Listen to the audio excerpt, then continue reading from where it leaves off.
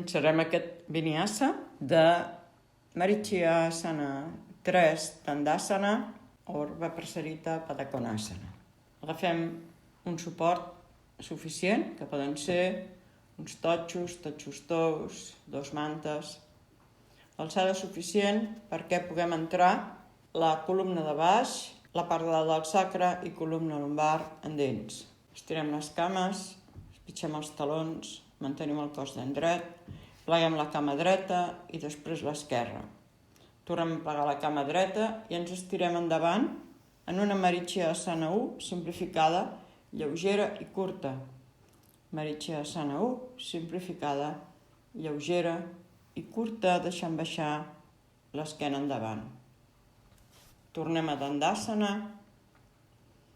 pleguem les 2 cames, entrem en una Malasana simplificada per estirar aquesta columna inferior, tornem a Dandasana, pleguem la cama dreta i llavors estirem el braç esquerre i passem el colze esquerre contra la cuixa externa dreta i portem l'espatlla dreta ben enrere, fent pressió, palanca amb aquest colze esquerre i la cuixa dreta, estirant el tronc, estirant tota la columna des de baix i mantenint la cama estirada, realment estirada.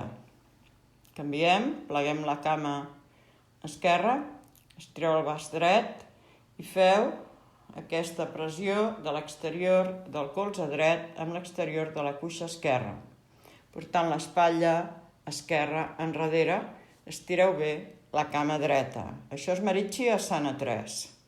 El tronc el volem ben estirat mentre rota.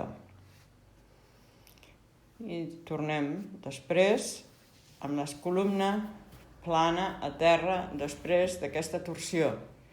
Ens estirem plans a terra, cames flexionades damunt del pit, estireu els braços i estireu les cames amunt.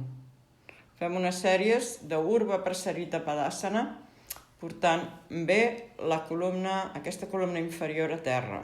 Entrem a Urdhva Prasarita Padkonasana, amb les cames que roden a l'interior, les obrim tot el que podem, portant el cap del fèmur als talons i rodant les cames a l'interior, elevem les cames amunt i tornem a Urdhva Prasarita Padasana, 45 graus, 60, angle recte.